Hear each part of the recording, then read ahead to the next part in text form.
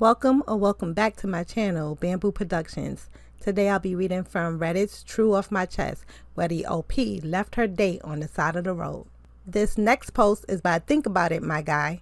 I left my date on the side of the road. I, 22 female, went on a date with a man, 31 male, I met on Hinge.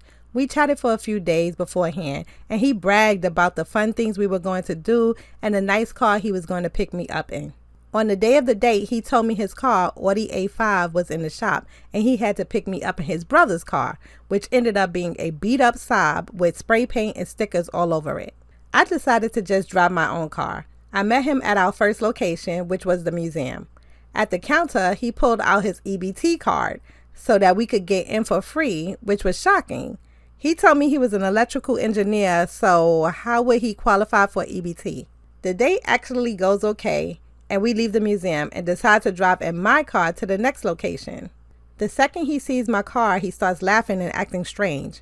I ask him what's funny, but he brushes me off. We drive from the museum to the second location. About 5 minutes into the drive, he asks if the car we're driving is mine. I tell him it is, and that it was a gift. He laughs and says, I would have respectfully declined. Nissan Altimas are one of the most low-quality cars on the market. I didn't really know what to say after that. I have a 2021 Nissan Altima that I inherited after my mom died. He then says the girly seat covers don't help and that I should go for an all-black look. I tell him that they're my mom's seat covers. He already knew she died recently. He then says, I'm not sure why that matters. It doesn't look good. I started getting a little pissed, and then I asked about his Audi and if he had any pics of it. He gets super defensive and continues to talk bad about my car. I pull over and tell him to get out. He's somehow shocked, but gets out. I'm not sure if I overreacted, but it felt like he lied about his job in his car and maybe felt insecure when he saw mine. Girl, overreacted.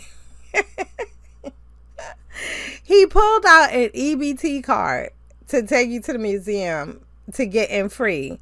He drove his brother's beat up Saab, okay, and didn't have no pictures of his new nice shiny Audi A5, and it has the nerve to talk about your mom's car disrespectfully, okay, and the decor on the inside, but you can't prove to me that you have a car. Boy, bye. I'm sorry, there is no way. You definitely did not overreact. You were very nice, because the way I would have like trash talk him, but you know what? Good thing you didn't, because some of these people, you know, some people are not, they're unhinged. I know you met him on Hinge, but they're unhinged. So you did right. You know, just get out my car. You don't appreciate it, get out. This next post is by Big Talk, Small Action.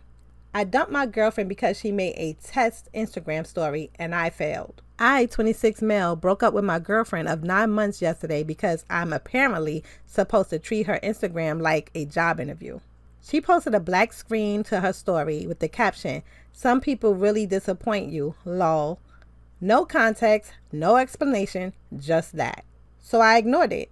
Because I'm not a mind reader and I'm not going to play high school games, I assumed it was about one of her friends or just her being passive aggressive about work or whatever. Well, apparently that was a test. She told me I failed because I didn't message her right away asking what was wrong. She said it showed I don't care enough to check in. I told her I don't check Instagram every 5 minutes, and if she has a problem with me, she should act like an adult and talk to me instead of fishing for attention through vague stories. She said I was being cold and emotionally unavailable. I said she was being manipulative and immature. She cried. I packed my stuff. She's still messaging me telling me I'm heartless for leaving over one small thing. But it's not one small thing. It's the million little red flags I've ignored for too long. The tests, the mood swings, the social media drama. I'm not dating a puzzle I have to solve daily just to avoid a tantrum. I want peace. Not stories written in invisible ink that I'm expected to decode while she sits there with her arms crossed, waiting to see if I love her enough to notice. Done, blocked, logged out. I feel like I can breathe again. I felt all of this because what kind of relationship is built on tests? And I have to always wonder if what she's thinking, or if I have to cater to this attitude or that tantrum. That could be so draining. I have no time to be drained. I cannot deal with draining people, even as friends. Do not drain me. I will cut you off so fast. Just the last little sentence that you put, done, blocked, logged out, I feel like I can breathe again. I felt that. And the fact that you can feel like you can breathe again after leaving her, after dropping her, yeah, I commend that. You did what you need to do for you. Let somebody else deal with that. Oh, no thank you. My son needed a liver transplant. I'm not a match because he isn't my biological son. This next post is by ThrowRA66538. I, 26 male, have been with my wife, 26 female, since we were in school. We have a 4-year-old son together, or so I thought. He had to be rushed to the hospital a while ago because he somehow managed to get into my wife's sleeping pills. She swears she's put the lid on properly and put them in her drawer, but he somehow found them and managed to open the childproof lid and took a lot of them. He went into acute liver failure, and we were told he would possibly need a transplant. Obviously, I said I'd do it, and they did all their tests, blood, tissue compatibility, etc. Their test came back, and I was told I'm not a match because of my blood type.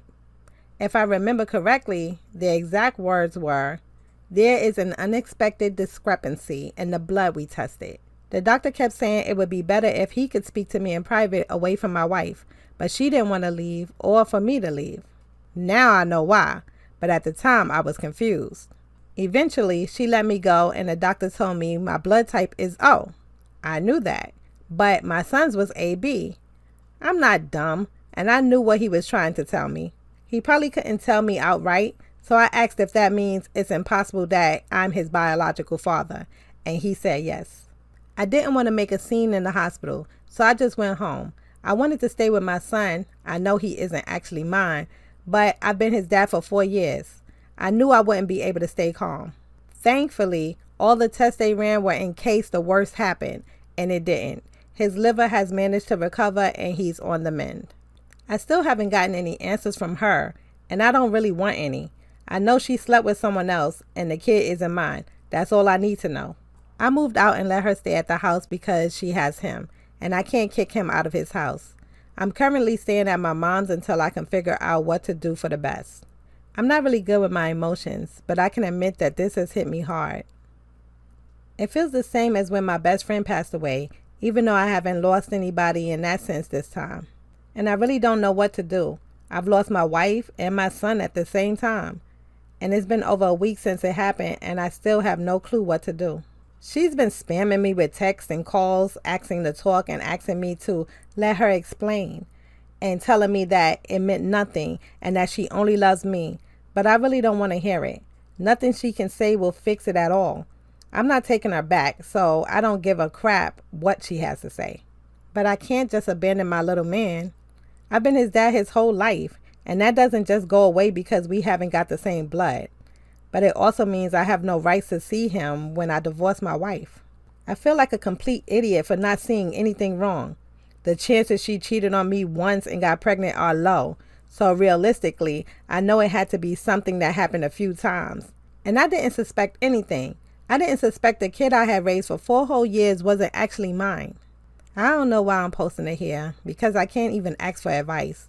But thanks for reading anyway.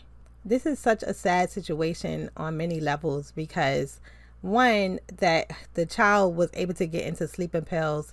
That's like, I don't know. I don't believe the childproof cap was on there, and so that should be looked at. Like, I'd be kind of concerned leaving the baby alone with her.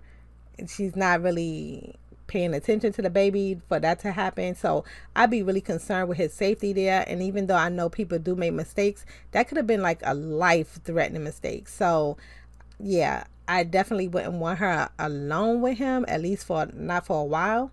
Then to find out like this, when your child is in the hospital possibly needing a transplant, and you thinking that, you can save your child's life. We all think that, if my child needed something that I could give them to save their life and everything, I would want to do that. So I don't understand why women do this. And I mean, I do understand they don't want to lose their relationships, but it's not really fair. And as you can see, it could be a problem if that child ever needs an organ or transplant or something later on down the road.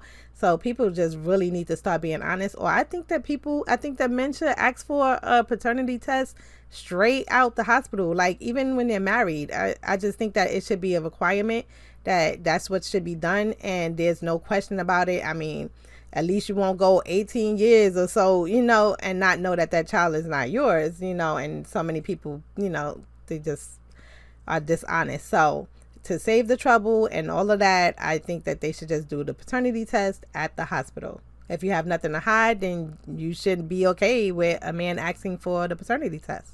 In the end, I hope the OP can still form that bond with his son. I know he's not biologically his son, but he is his son for 4 years. So hopefully she will not stand in the way of that, even though their relationship has ended, and she's not spiteful. Hopefully when this is no longer fresh, the two of you can speak to each other and, come up with some agreement. If she wants child support and you're willing to give child support, that you be allowed to adopt him. So you may not have to have the lawyers involved, but I mean, I would still have papers drawn up and still consult a lawyer. But hopefully you two will get it together so y'all can co-parent. This has been Reddit's True Off My Chest. And if you like my content, then like, comment, and subscribe so I can bring you more. Until next time, bye.